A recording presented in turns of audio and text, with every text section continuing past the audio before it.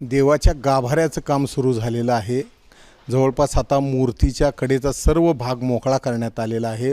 मूळ दगडी रूप मिळालेलं आहे।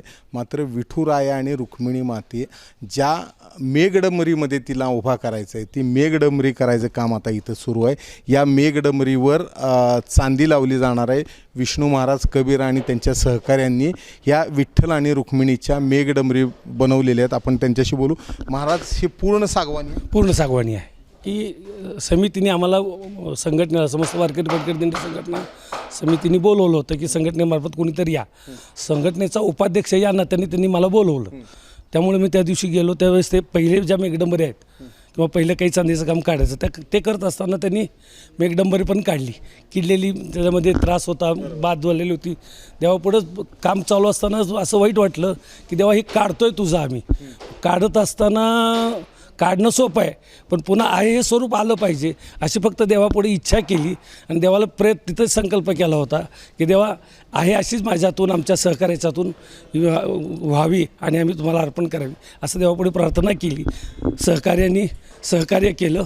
त्याच्याबरोबर मिलिंद करंडे म्हणून माझे सहकारी आहेत, पांडुरंग लोंढे म्हणून माझे सहकारी आहेत। या तिघांनी आम्ही तिघांनी मिळून या देवाचा जो मनात घेतलेला संकल्प कबीर महाराज परिवारातर्फे हा आम्ही पूर्ण केला। 5 फूट गोलाच्या नागातून काढलेलं आहे। वाळलेलं लाकडं होती झाडाशी, म्हणजे 3 वर्षापूर्वीच वाळलेलं लाकूड आहे सगळं। तुम्ही असं 500 वर्ष वापरलं तरी काय होणार नाही अशा क्वालिटीचं लाकूड आहे वाळलेलं सगळं। शिजन झालेलं लाकूड आहे सगळं। हे एक देवाची सेवा करायला मिळते ह्या हिशोबाने आपण ते केलेलं आहे। किती लागले लाकूड देताना त्याचा हिशोब काढला नाही, देवाला द्यायचा म्हणल्यावर आम्ही हिशोब केला नाही त्याचा, म्हणजे किती घनफूट लाकूड जाईल सेवा म्हणून करायला मिळेल हे भाग्य आपलं। त्यामुळे आम्ही घनफूट किती लाकूड लागते, किती पैसे खर्च होतात हा हिशोब धरला नाही त्यात। ह्याला सगळं करताना किती दिवस लागले? ह्याला आता हे महिना झालं चालू आहे आमचं काम। पद्धतीनं जसं आहे पूर्वीचं त्या मापातच सगळं केलं आहे। सगळे उंचीचे किती बाय कितीचे आहे? ही मेघडंबरी आहे बघा, 3.5 बाय 3.5 फूट रुंदीला, उंची 7 फूट आहे। काय सेवा केल्याचा आनंद? हा आनंद आहे सेवा केला।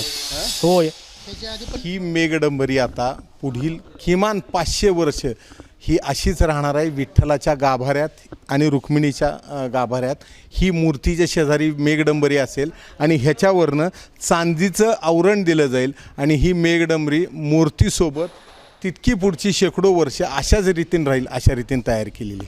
कॅमेरामन सचिन जाडेसो, सुनील दिवाण, एबीपी माझा। एबीपी माझा, उघडा डोळे बघा नीट।